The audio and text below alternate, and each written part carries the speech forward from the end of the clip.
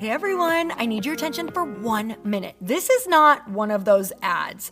This is something that has changed my entire life.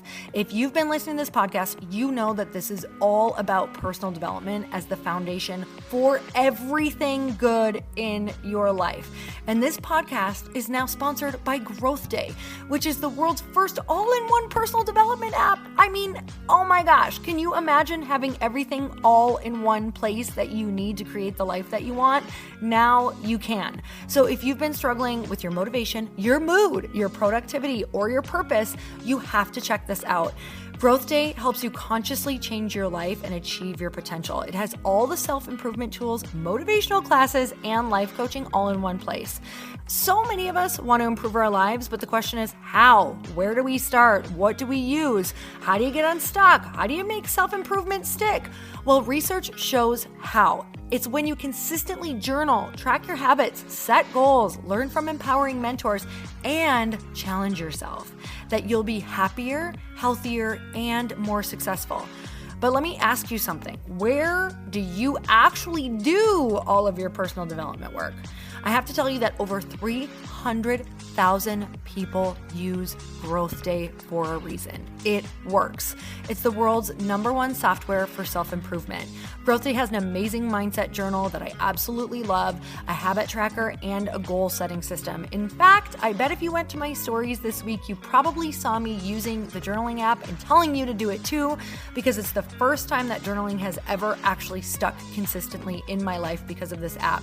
And best of all, Growth Day has live inspirational classes every single week from the world's top motivational speakers and life coaches. These are people who have impacted my life in huge ways. These are mentors who I already knew and loved. In fact, this is something that's so huge for me, you guys. I personally teach a class in Growth Day every single month, and it is one of the most fun things that I get to do, and I'd love to see you there. These classes will truly shift your life. There's always something new that you will learn. So join me and 300,000 achievers growing our lives with actual real intention. Visit growthday.com/Lori for a free trial. Yes, you can try this for free. So go to growthday.com/Lori and go live your best life. You guys, that's growthday.com/Lori. And I can't wait to see you there.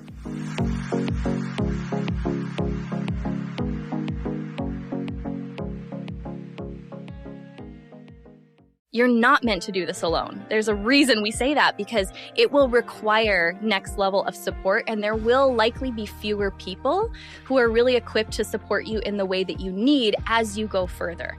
And that's okay. That's actually, I think, how it's supposed to be.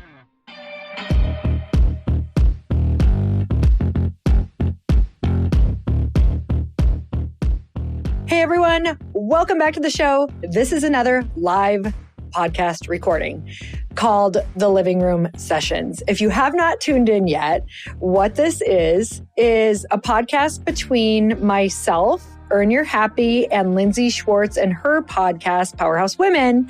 And we are recording in front of a live studio audience. Now, the first hour is going to be the topic of anointing yourself. You guys, if there is somewhere in your life where you are waiting to feel worthy, where you are waiting for someone to anoint you worthy, where you are waiting for something to be ready, this podcast is for you. Because after this podcast, I hope that you have all of the motivation and everything that you need to move forward and stop waiting. Stop waiting for someone to tell you that you're good enough, and stop waiting to be ready, because you're ready right now.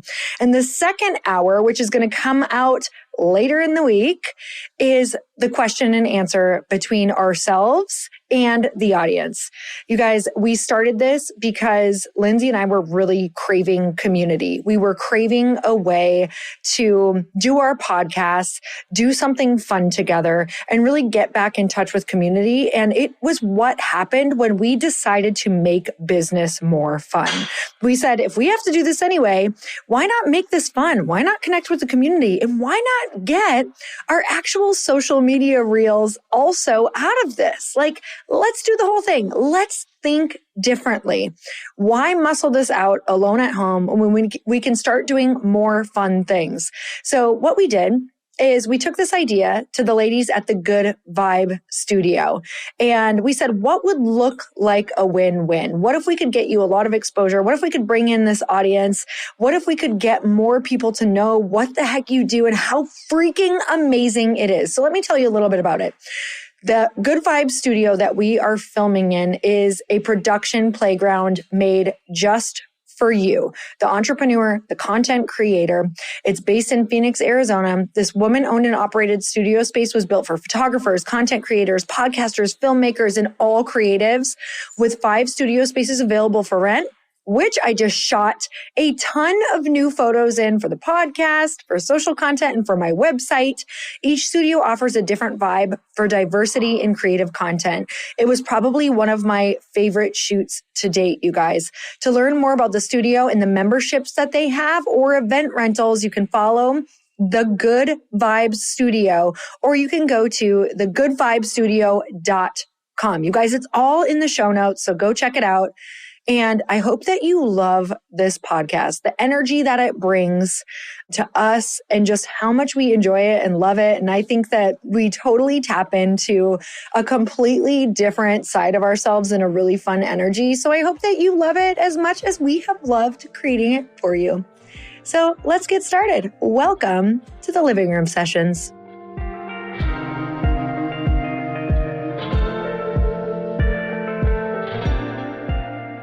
So tonight we want to talk about a topic that is near and dear to our hearts.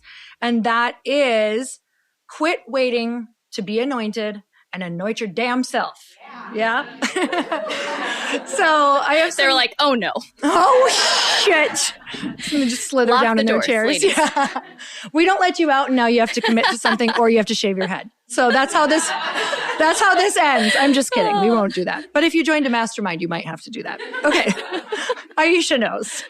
She's like, yes, you may have to do that. Okay. So I want to know, where in your life, Lindsay, have you decided, or when did you decide to cut out the middleman and start anointing yourself? And what were you waiting for? I feel like this is so real, especially right now, because I have been going through this season of remembering the beginning. And most of you, as I look around the room, I didn't know 6+ years ago. Alicia, I found one. I found mine before I was doing anything that people know now. And I remember right before that season feeling so restless. Is anyone in a season like that right now where you know there's something so much bigger for you, or even sometimes it would feel like, why is no one noticing me? Uh-huh.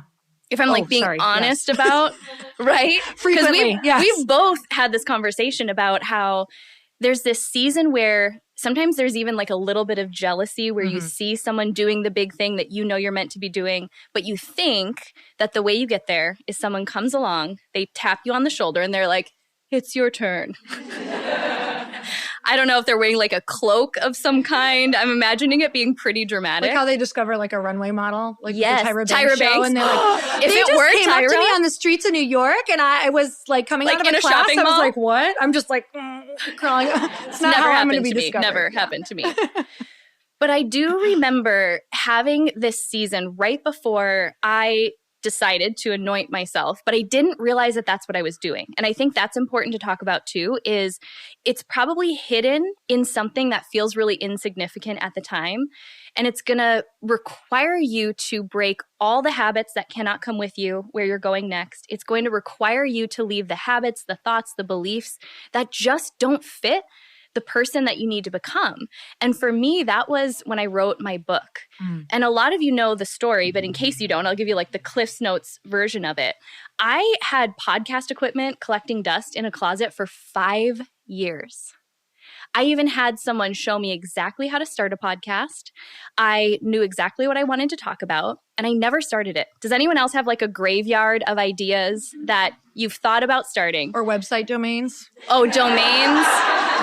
I like own 20 of them. So many. When I get the renewal notices, I was like, oh yeah, that was a good thought. That would have been fun for someone. That could have been fun. Maybe. Hey, although one day maybe that'll become, a big bankroll because someone might want it, right? You just never know. Hold on to those.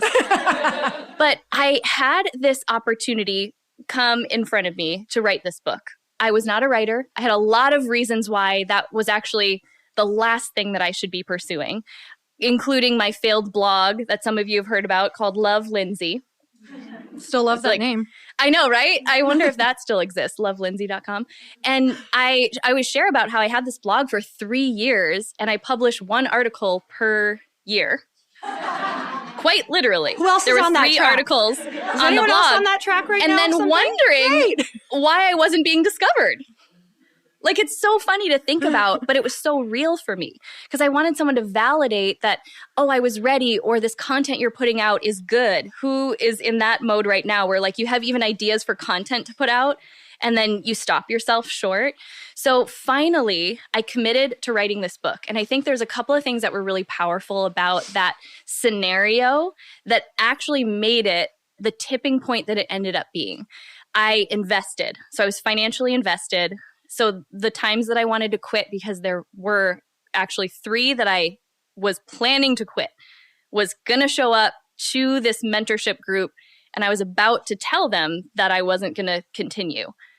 And what kept me going was I had financially invested, and I'm kind of like, I'm that person where like I want to get my money's worth out of something, and I wasn't about to give up on that. Number 2, I was surrounded by other people who were just as afraid as I was. So the days when I was like, I don't think anyone's going to want to read this book. Like, who am I? I had built a health and fitness business. Now I wanted to write about something totally different. So quite literally, I did not have an audience for this book. I don't really recommend that, but sometimes that's the leap you have to take, is you have to build it before you even have the people who want it. And I was being mentored by someone who knew more than me and who, now granted, I had paid her a lot of money, but I don't think she was making it up when she was like, Lindsay, this is really good. This is a great book. You're a great writer. And every single time I was like about to quit on myself, which was really, I say it all the time, like there's a very real possibility that powerhouse women wouldn't exist today had I not finished that. But I didn't even have a vision for it at the time. And I think that's important because I think I also believed that this, whatever the big anointing moment was, you need to know exactly what the end version is going to look like. How many of you are a little bit stopped because you're like, well, I have this little idea, but this? What could this turn into? Does anyone have that idea right now where you're like, I don't know, maybe it's this little thing?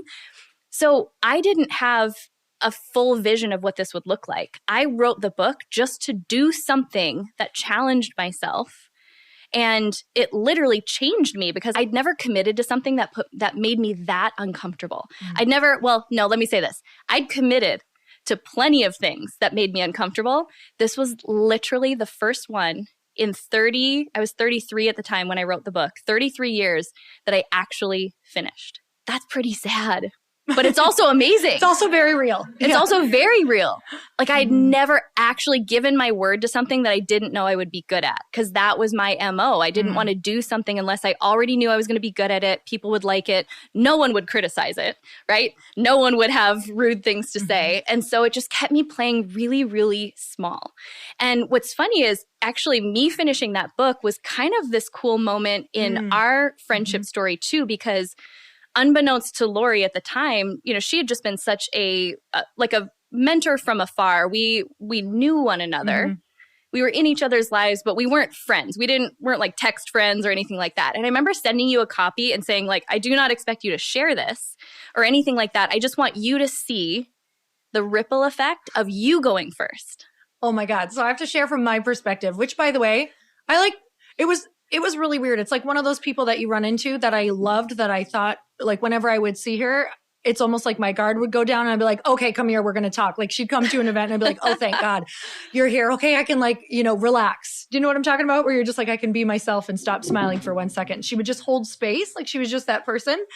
So she was just in my realm and I knew that she was doing things, but I didn't really know what she was doing. And so she sends me this book and I'm writing a book, right? And I'm like, okay, I need to get this book out. Like, I don't know. You're like, who else is writing books? You're not really realizing who's even around you at the time. Do you know what I'm saying? You get very consumed in your in your goal. It's such a lonely process. Oh my God. So anytime you're doing something big, does anyone else get kind of lonely? You're like, I can't share this with a lot of people. And I'm just kind of by myself. Yeah. In it and struggling. So I had actually written an entire book that when I got my book deal, I was like, I only need 4 months because the book is done.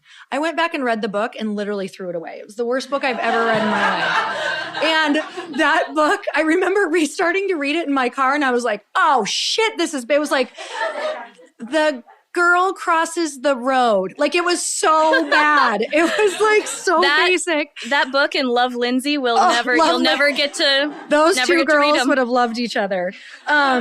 So I read it and I throw it out. So I'm on the struggle bus with this book and all of a sudden I get this book in the mail from Lindsay, who helps out at my events, who's freaking amazing. And I'm like, what the fuck? Like, she's done with her book. I was like, this is number one. It was amazing. I was so excited because that gave me so much fuel under my butt.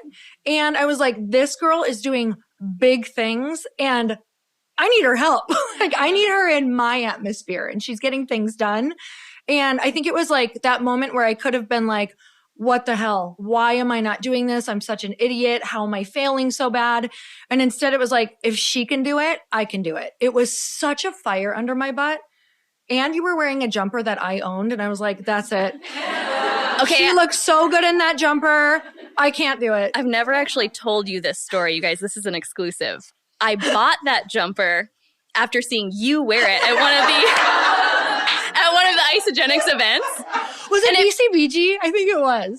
Yes, I think it was. And you know how like, I don't know if anyone else does this. I talk a lot of times about like my style evolves as I'm evolving. And for me, that color and just like what it embodied for me was like my goal.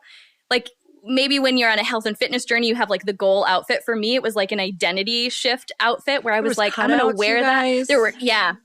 And I was wearing red lipstick and I didn't think I could pull off red lipstick. So it was like a whole moment. People don't know like how significant that photo is, but I forgot that that's how I found that jumper was because you wore it. Well, it absolutely like pushed me on my journey. And look at where we are now. It's so crazy. You never know where you're taking maybe spots that you're looking at someone and maybe upset about their path or jealous of something. Like when you turn that around, man, you unlock pure magic. So what I want to know is when you were on that journey of anointing yourself, do you have any haters, Linz?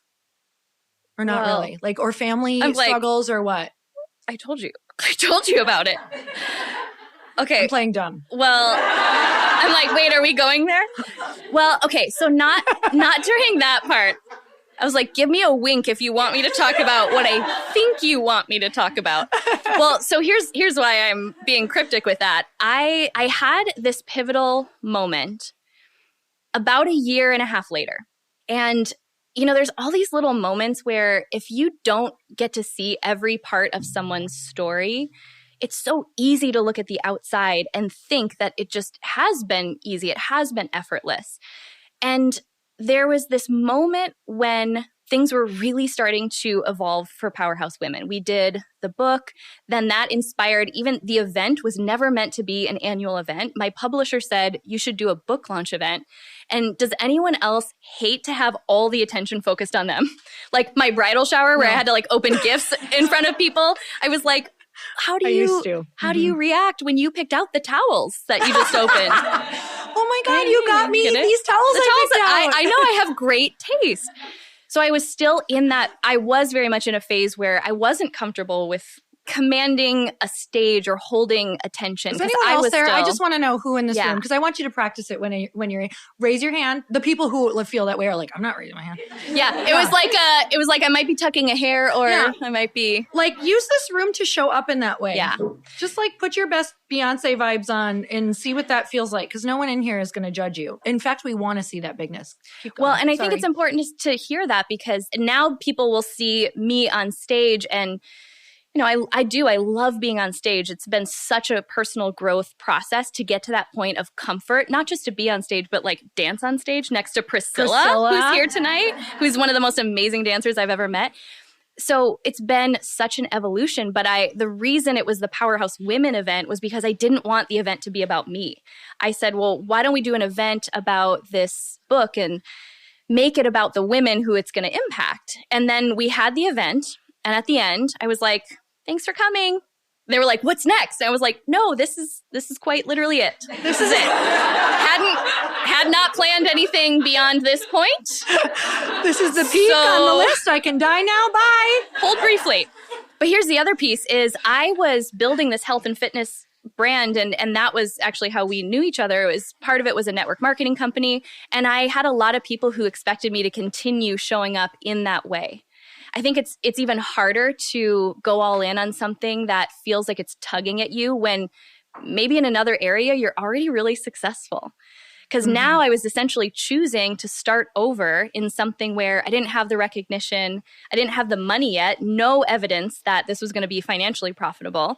And I just had a deep down knowing. And what started to happen was because I wasn't listening to that, things started to get kind of rocky within this other part of my life that I knew I was outgrowing. How many of you know you're outgrowing people or seasons or things?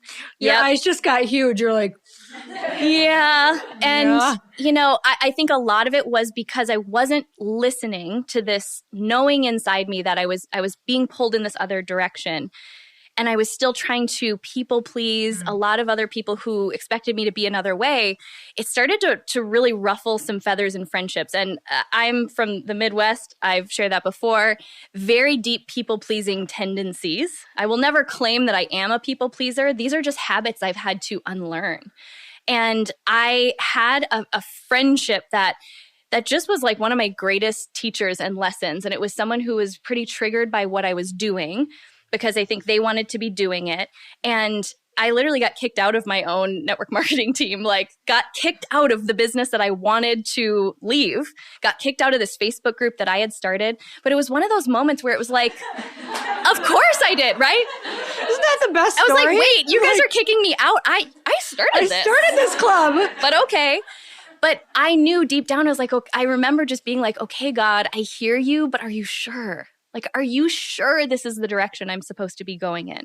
And so, I had some relationships that were like the biggest teachers. And what's funny is, so this was in 2018. And I went through a season where most people would never know, but behind the scenes, I cried almost every day because I had someone who literally came for my reputation. You're not who you say you are. You are not all about women. You're all about yourself. Things where when you're like, ouch, because I don't think that's true. But let me just sit with, why is this hurting and cutting so deep? Who's had that? Raise your hand. I actually think it's a rite of passage. I think those are the moments, and we talk about this all the time. I think those are the moments that make you really figure out who you are, because you have to be okay with yourself, even if people are saying that.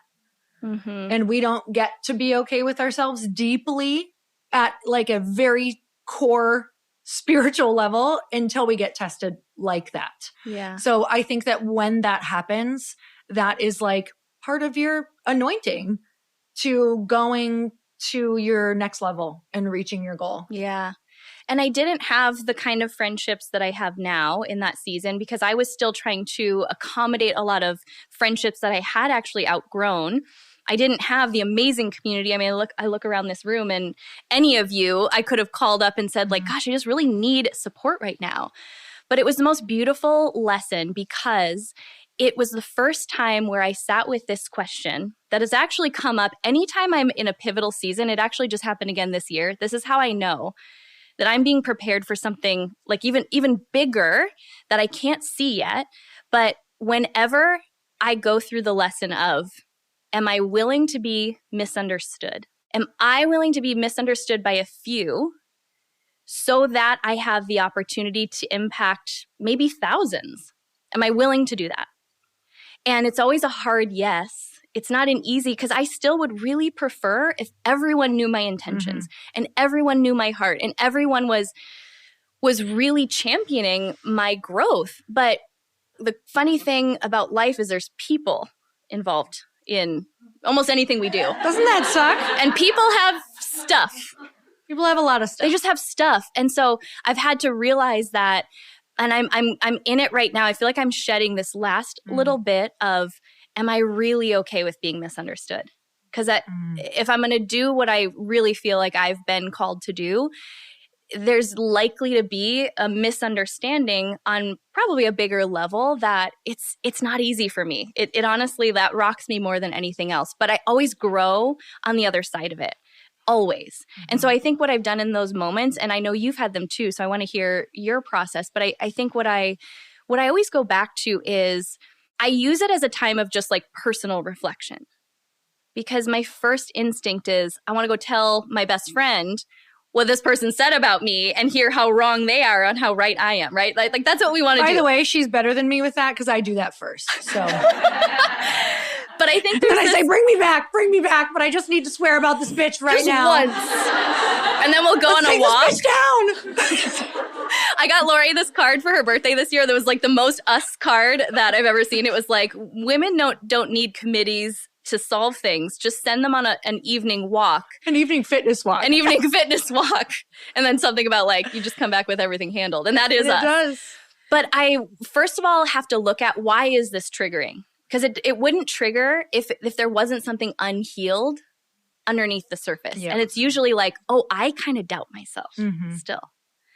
So I'm really being affected by this person doubting me because I have some belief to continue building within me. Mm-hmm. But once we walk and talk it out, do you have like a process of how you support yourself through, whether it's the haters or just even like you've been through the ringer this last year, which eventually you'll get to share the whole story, which is going to be so freaking cool. It's you guys, I'm like, I could cry.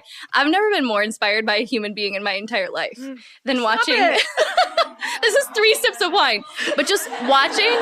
Drink some more. You know, like watching someone come up against every roadblock and continuing to get up and show up, because what comes of it, the company is going to be amazing, but the story and how it's going to impact all of you and all of us is even more powerful. So I didn't mean to cry. I'm just sitting. Didn't mean to make you cry. Sorry, the whole world melted away. I was like, okay, we're just going to sit and talk for a while.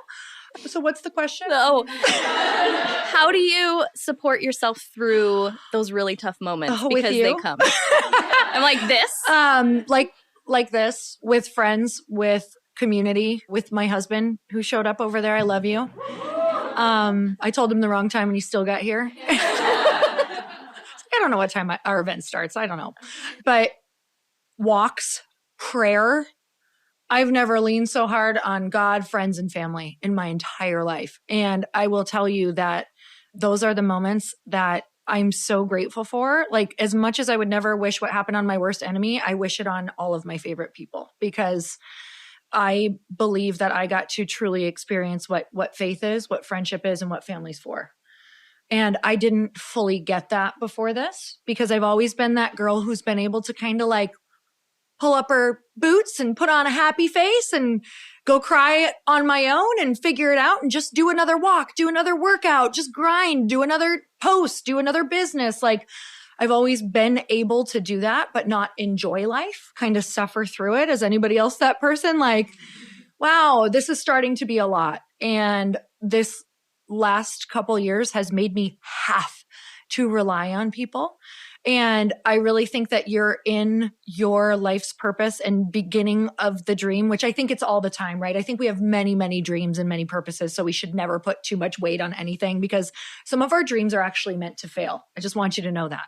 Some of your dreams are actually meant to fail. And once you can learn that, you'll do them anyway, because it was such a great lesson and such a great journey. And then you'll get to the next dream that you can now win with, because you learned the lessons from the failed dream. And we just put so much weight on being perfect. So I support myself through these little nuggets that I'm dropping, knowing this now. Like, okay, I am more proud to be the woman in the arena who's just bloodied and maybe losing than the one in the bleachers wondering what if the whole time. Mm-hmm. So I support myself with that belief, because I really, truly believe that. I would rather be that woman. And when you commit to that, I think there's just a sense of more peace around what you do and letting it be okay if you fail publicly, no matter what people think of you, because that comes with the territory. That is growth. Growth is not like, oh, I went to a class and listened to a podcast and went to a mastermind. Like that is growth somewhat, but you don't actually get to try on what you learned until you get the hard stuff coming your way. And that is real growth. That's when you test out, who am I? How do I come back from this? What does this look like? Okay, that really sucked. I didn't do well through that last failure. How could I support myself better through the next one? And I do that through, there's been plenty of times where you're not on the walk and I call you and I'm like, I'm calling you. It's so rude. I know that calling you out of the blue is the rudest thing I can do, but I have to talk to you right now. So I don't wait. I don't sit alone anymore. I now call the friend. I tell people I have to talk right now. Like I need to process this. I talk to my husband and analyze 500 different times. Then he suggests you call me. Yep. For 501. Honestly, if something happens in a day and it's 3 p.m. and I'm just like, I can't go on, something that's been really powerful for me is calling it a day. I just go, nothing good is going to come out of this. Staring at my email, doing half-assed things, thinking like I have to finish this day. Nope. I'm going to go and I'm going to go for a walk. I'm going to order some takeout. I'm going to say a prayer and I'm going to go to bed early because I know that going to sleep and getting that sleep and being easy on myself is going to make me wake up the next day and feel like this was such an insignificant thing. So that has actually been like a superpower lately, is like if something just sucked that I feel like I can't come back from, I'm like, we're done today. So there's that. And of course, if you have a full day, you can't just do that. But if there's things that it's like your email or admin day, just stop it, you guys. So ridiculous. You're not going to do shit anyway. Like go take care of yourself and know that tomorrow, like commit to tomorrow, having it be a day where it's your comeback day. Tomorrow's my comeback day. I'm going to get through this. Yep. Hey y'all, I'm so excited to share with you that this podcast, Earn Your Happy, is now a part of the Growth Day Podcast Network. Truly, this is like one of the most exciting things that has ever happened to me. I'm telling you, I no longer feel like I'm doing this alone, and I actually get to collaborate with the people who host the podcast that I'm obsessed with, like that I have been listening to myself, who inspired me to start a podcast, who have taught me about how to go and do the thing, like the original people who got me motivated through listening to their podcasts. You guys, a bunch of us are coming together to bring more growth to the world and to support shows and brands that we believe in. And one of my friends are also on this network, and I'd love for you to go subscribe to their show. You guys, I just had Danielle Canty on of the Boss Babe podcast. She co-hosts it with her other amazing co-host and one of my friends, Natalie Ellis. You guys, you can go check out that podcast on mine. It's episode 925, and Danielle and I talk all about burnout and how that could be showing up in your life, and most importantly, how to prevent it. But I want to tell you, if you have not gone and checked out the Boss Babe podcast yet, go subscribe, because it is one of the largest online communities for ambitious women and female entrepreneurs. And I know that if you're listening to the show, chances are that's probably you. You guys, they have 3.6 million followers and 380,000 subscribers. The Boss Babe podcast is the place where they share real behind the scenes of building successful businesses, achieving peak performance, and learning how to balance it all. Most of all, you guys, truly, these women are in my life. Danielle and Natalie are people that I text on a weekly, monthly basis when I'm like, oh my gosh, I feel stuck. What should I do? I tune into their podcast, you guys, to learn. Even though they're my friends, I am still like crazy obsessed with this podcast because I learn something new every single time I listen. It makes me be a better podcaster. It makes me be a better businesswoman. It just makes me be better and more confident out in the world because they're so real and raw. And I can tell you that in the moments where I have had horrible days, down days, I've either gone and listened to this podcast or I've texted them, because these are the people who truly get it. You want to listen to the people who are walking in the same footsteps that you are. You guys, go check out the Boss Babe podcast. You're not going to be sorry. And it's just going to like make you way smarter and you're going to have way more fun. So go check it out. Hey y'all, if you didn't know, Earn Your Happy is now a part of the Growth Day Podcast Network. This is so exciting to me because I have been looking for a really good home for the show for I can't even tell you, years, literally. And now I've finally been able to come together and collaborate with other people who have incredible shows, and I want to share them with you. One of the shows is Motivation with Brendon Burchard. And you guys, if you don't know about the beginning of my career, I literally started with Brendon Burchard's work. It's how I launched one of my very first online courses and membership sites, was because he gives so much advice that you can integrate and implement immediately. And that's what you're going to get on the show. Not just motivation, but you're going to learn exactly how to get your stuff out in the world. And not just that, but Brendon runs in the most incredible group of humans who are really doing the thing out in the world that you want to be doing. So go check it out. Go subscribe to Motivation with Brendon Burchard. I promise you, this is going to be one of those shows that no matter when you tune in, you're going to get value. Like, it's not one of those that you're like, God, I listened for 30 minutes and I didn't get what I wanted. Like, from the beginning, you're going to get something that changes your life or changes your business. So go check it out. Motivation with Brendon Burchard. I know you're going to love it. I'm obsessed. And I feel like what we have been able to share, Aisha, who's here, we've gotten to share just every single time I've come up against one of these moments where I'm like, really? This is part of it? No one told me. No one prepared me for this. We always come back to the fact that we want, number one, we want you all to see like how good it can really be. Like, we literally live lives that we were standing in the back. We just said a quick prayer before. And I was like, just thank you. I can't believe, like, we get to do this for a living. Like, how cool is that? I just don't want anyone to mistake that getting to do what you love and have it be wildly profitable and impact a lot of people doesn't come with some of the things that maybe go on behind the scenes that people don't really get to see. And they're those things that build your character. They're those things that show you where your next opportunity for growth is. And I think having people to process them constructively.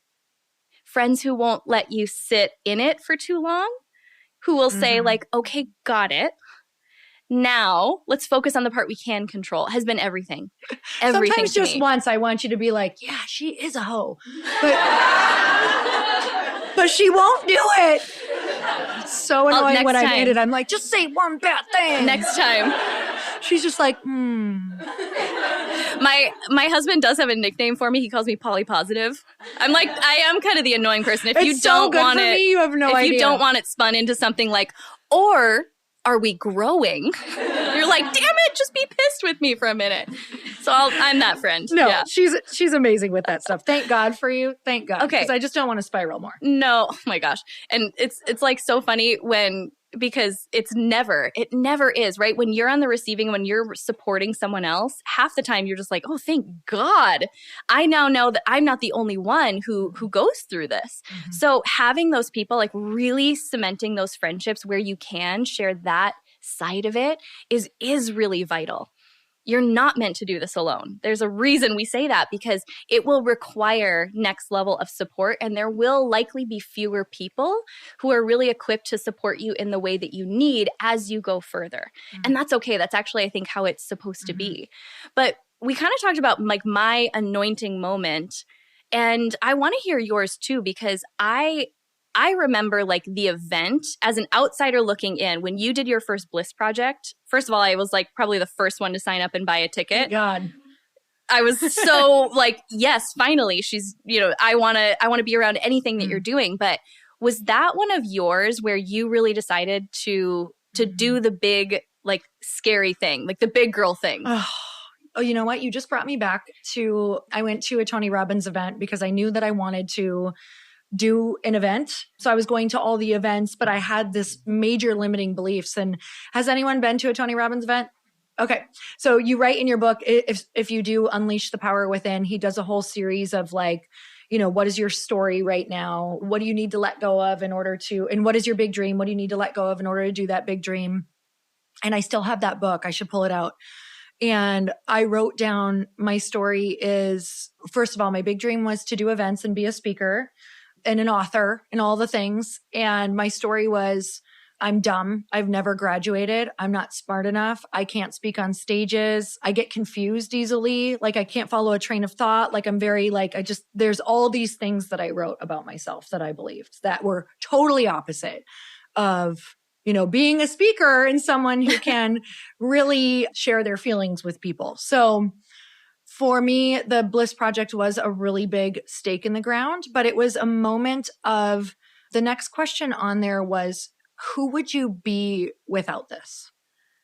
And I just remember writing like, I would feel so free. I'd feel so happy. I would be giving permission to all of the women that I want to give permission to. I would be like unlocking all of these incredible people around me. And once I wrote that, which if you guys haven't done that yet, like I highly recommend going back and doing that. I started to put more focus on that statement than on the other one. And it started to become my why of why I need to for all the people who feel the exact same way about me. And it was like a very big shift focus. So for anyone in here who has I'm stupid, I don't have the background, the market's saturated, this person's doing it better. Okay, but who would you be without this fear? Who would you be doing this thing? And who would you be helping? And for everything that you do, you're showing someone with your same story, right? Because that girl you're looking at online doesn't have your story. Like she's not going to relate to certain people. I know you've heard this a million times, but if you really got it, you'd be doing the thing. So you need to do it in your own way. And for me, that was a stake in the ground moment for me for sure. Is what I want you to hear is I had to do so much work around it. It took me like 2 years before I did an event. I went to a lot of events that taught me how to do events in order to even feel like I could do one. And there's so many easier ways to do it now. I put too much weight on that, I think, in my personal opinion.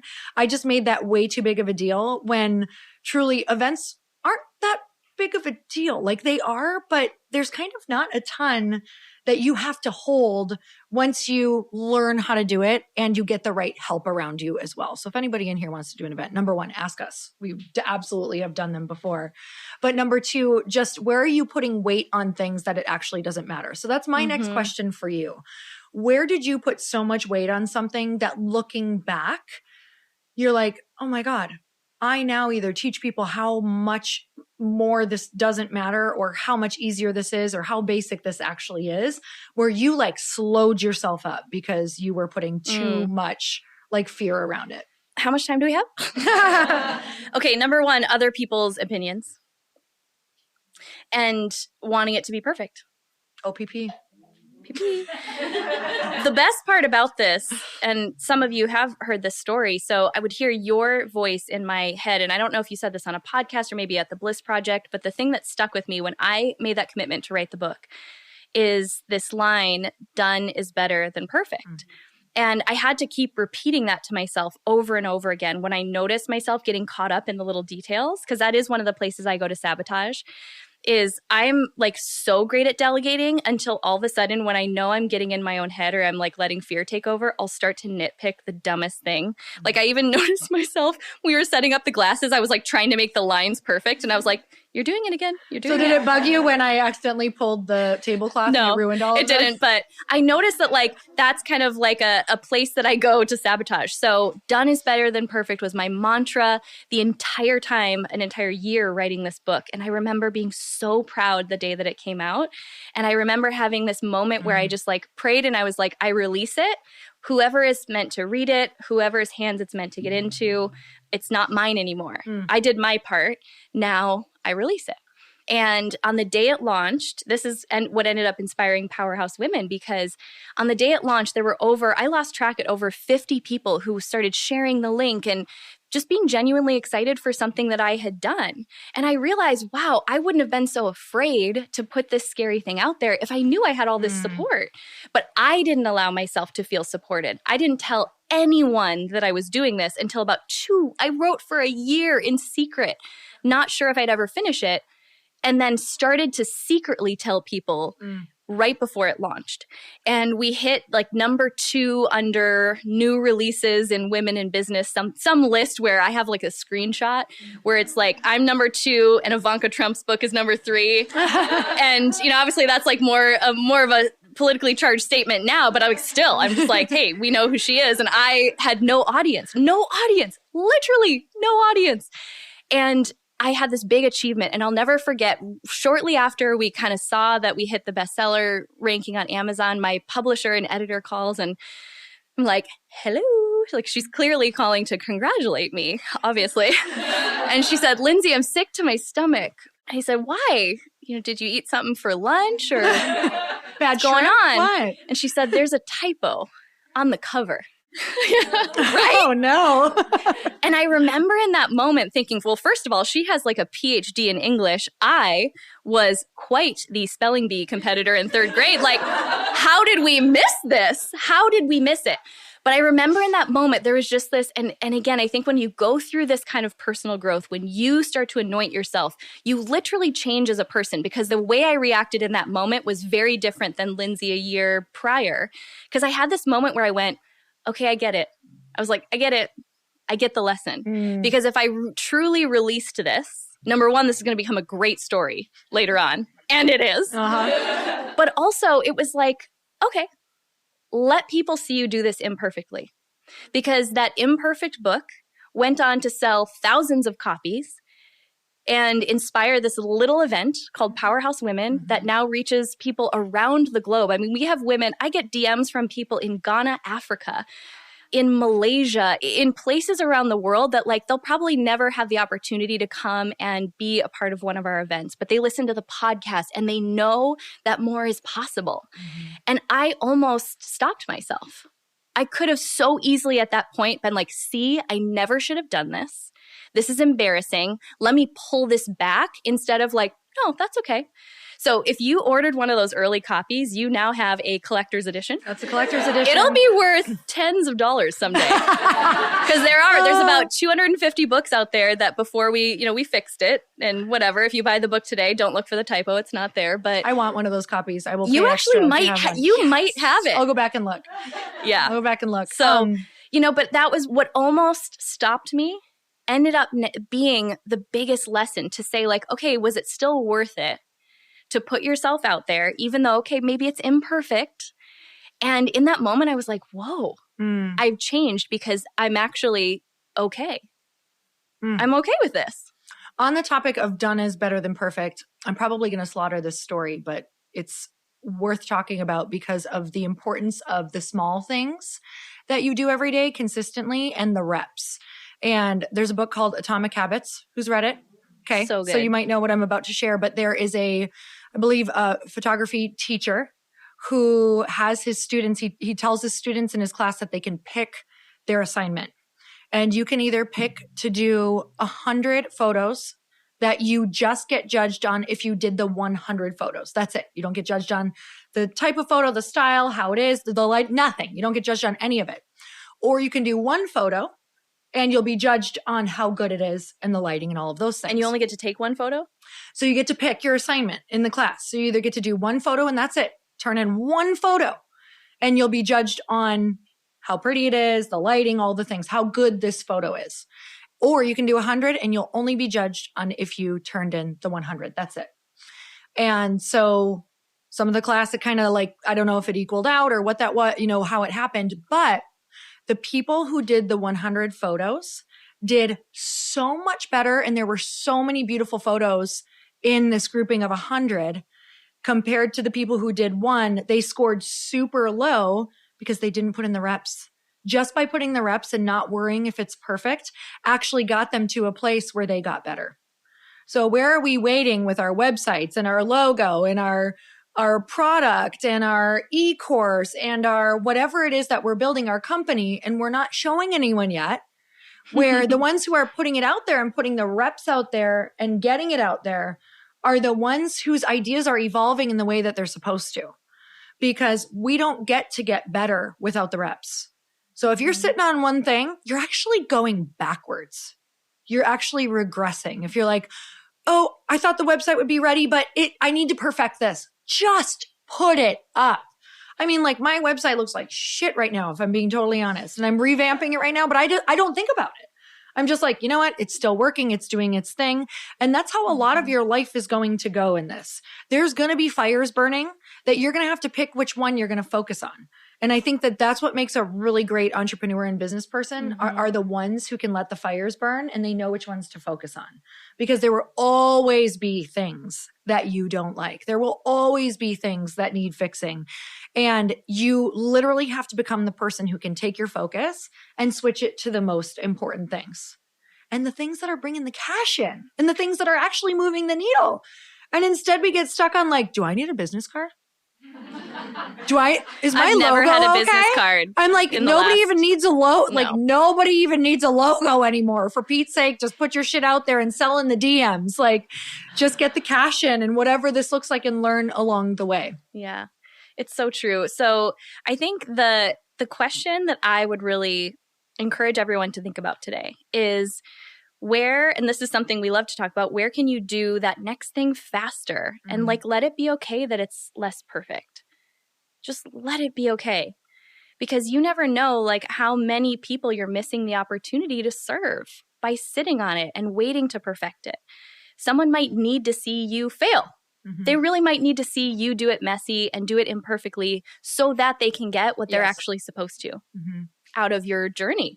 And I think that's so easy to want to protect is that we don't want that to be our impact, that we impact someone by our imperfection. But if we were sitting up here tonight and just telling you all of our highlight reels, you might be inspired, maybe.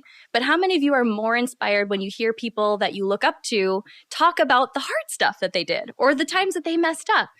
So where are you preventing that kind of impact for your people, the people who are looking up to you? And there are people who right now are looking up to you.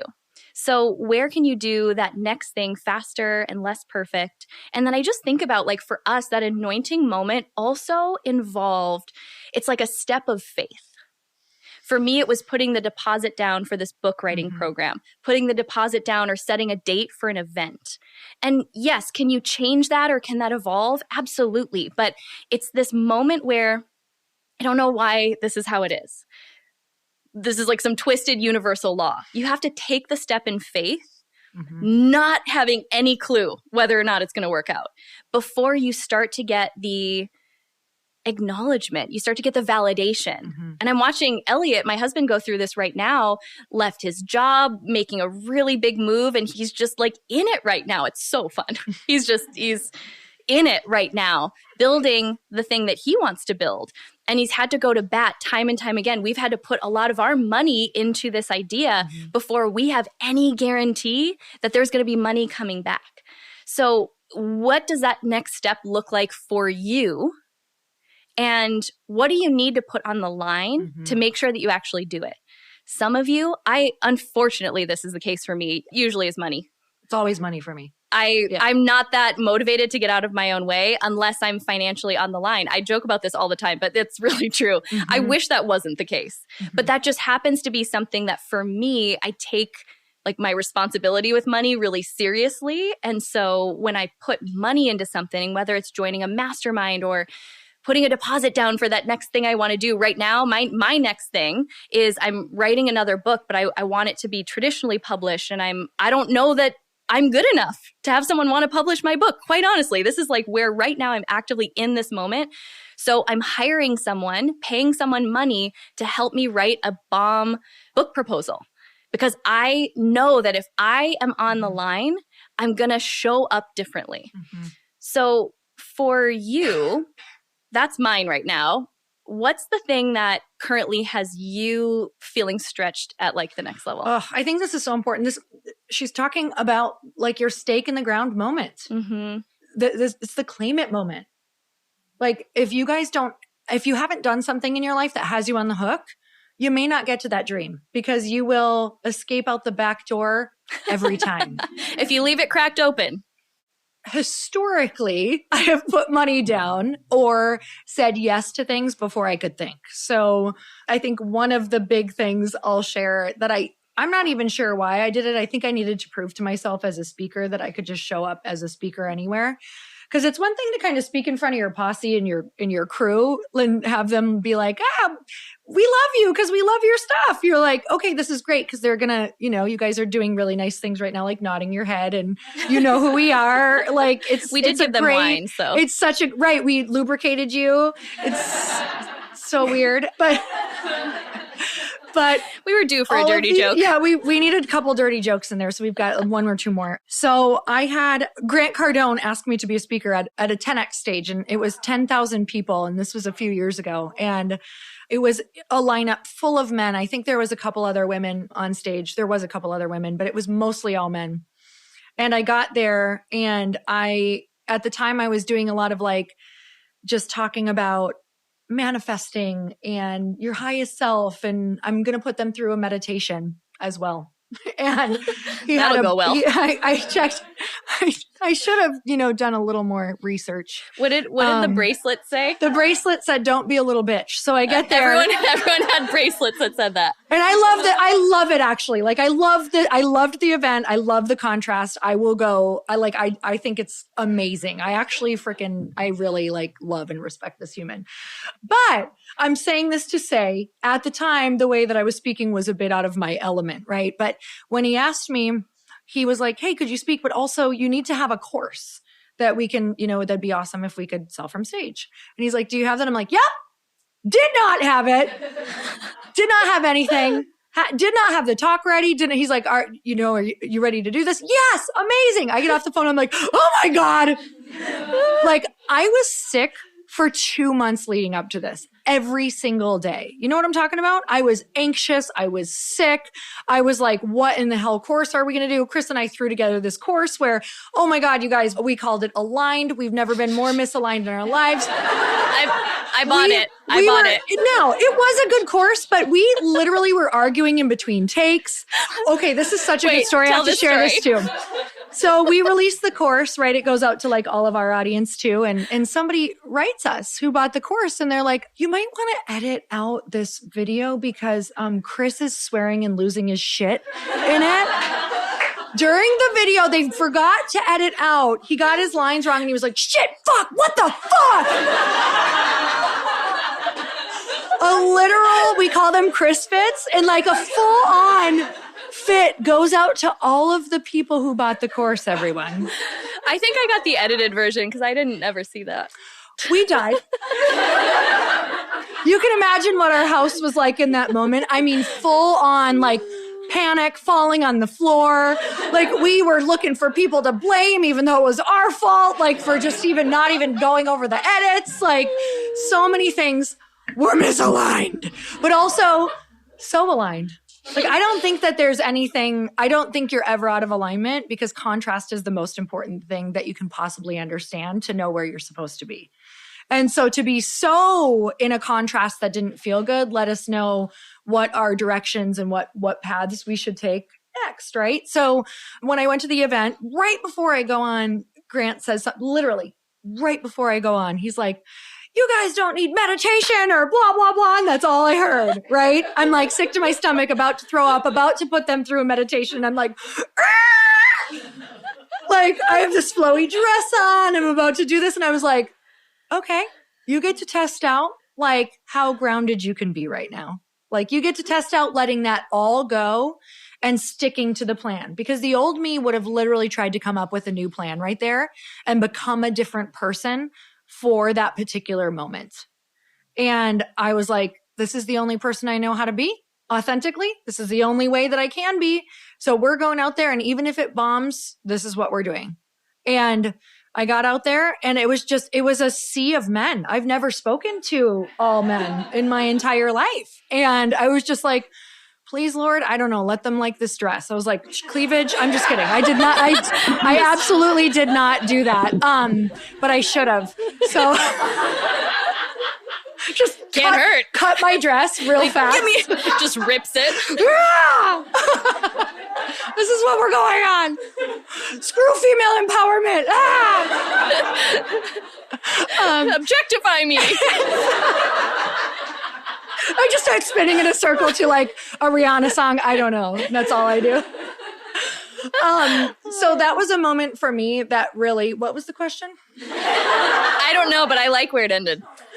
That was a moment where I had to just like let it be okay that I was me, that I had to anoint myself, whether it was good or bad or ugly, whether I never got invited back to the stage again. I didn't.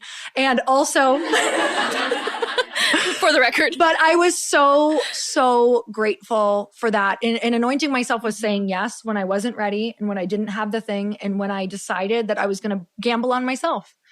Like the stakes are so high. I can't let this person down. This means a lot to me. This is such an honor. And it was such an honor to me to be on that stage with all of those people and share that and to show up fully me. And I think the biggest thing that I can say looking back is, oh my gosh, I put it all out there. Like I did the best that I could. And I said yes to me. I said yes to me and I let it be okay to be me. And that was a moment where I just put that stake in the ground. And I think I want to really, really share that I went through the most emotional journey trying to be someone else and speak the way that I thought that they would want me to show up on that stage. But it's like, no matter what I kept writing down for the talk, I could never find the flow. Have you ever done that? You're like, why can't I find the way through this talk? Why can't I find the way through this book? Why can't I find the way through this post? Why can't I figure this out and finish it? Because you're trying to be someone else for someone else's thing. And I'm still so proud of the way I showed up there because I still get DMs from some of the people in the crowd. Like that was such a great, like, I really appreciated the contrast. Like I had a minute to like kind of get back to self and then, you know, have those differences. So you never know why you're being sent in somewhere. You never know why you're needing to put your stake in the ground and show up. But what we want to get through to you tonight is the stake in the ground moment. If you're going to anoint yourself, it's not just about the little things. Those are the things that are going to carry you. Those are the things that are going to be your main staples, just the little things that you show up for every single day. But man, we would be lying to you if we told you that you didn't have to do something big and put your stake in the ground and go on that journey.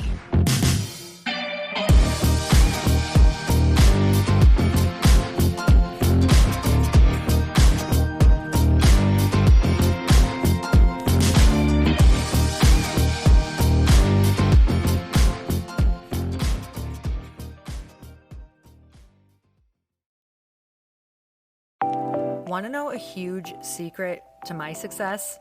Okay, not only my success, but just about every single person that I have interviewed on this podcast who is successful has this in common. You guys, they love to journal. They capture their life lessons and what they're grateful for. But a lot of people don't keep this up consistently. And most people do know that the research shows that journaling deepens your gratitude and increases self-awareness. But did you also know that journaling decreases stress and helps you achieve your goals faster? In fact, journaling is a huge differentiator between average performers at work and high-performing people. It leads to longer-term clarity, confidence, and success. So why don't more people journal? Why didn't I journal consistently? Honestly, they don't like staring at a blank page. It's hard to carry a book around with you or a notepad, and they just don't even know what to write about, or they just forget. That's why I know that you're going to love Growth Day. It's the world's #1 system for self-improvement, and it's like all-in-one personal development in an app.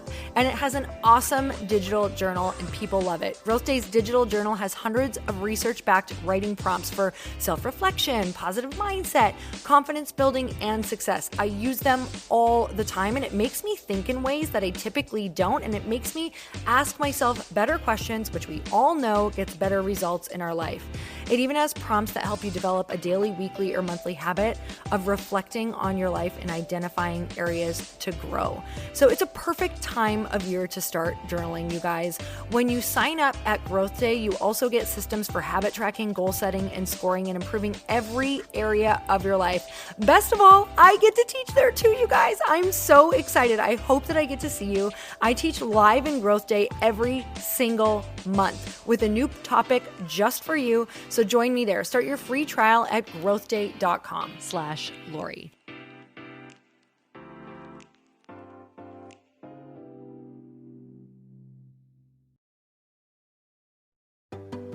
Hey, do you know what the big secret is this year?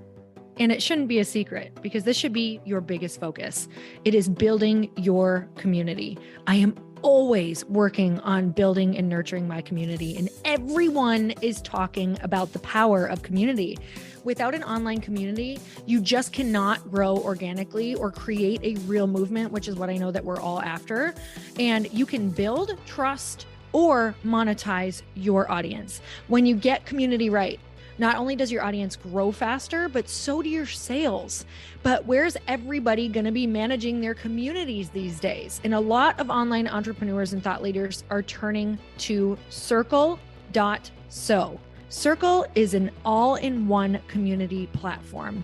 It lets you host content and create discussions, live streams, group chats, and memberships all under your own brand. And what's so cool about Circle.so is that you don't even need a website or Facebook group. Instead, Circle lets you build your own community site where you can host content and manage your members.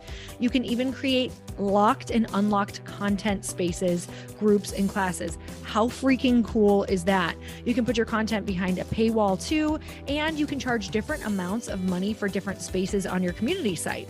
Circle.so is famously easy to use, and it has a free 14-day trial for you, so you can go check it out, see if you like it, see if you love all the options. Just go to Circle.so. Go check it out right now, you guys. Imagine being able to manage your community, start group chats and live classes, and accept payments all in one place. Kind of mind-blowing, since this is usually spread all over the place. You have to log into so many different things. If this is the year to capture, organize, and monetize your community, head over to Circle.so. You can get a free trial and start building your online community right now. Just go to Circle.so. You guys, you get the 14-day free trial. So just go and see if it's for you.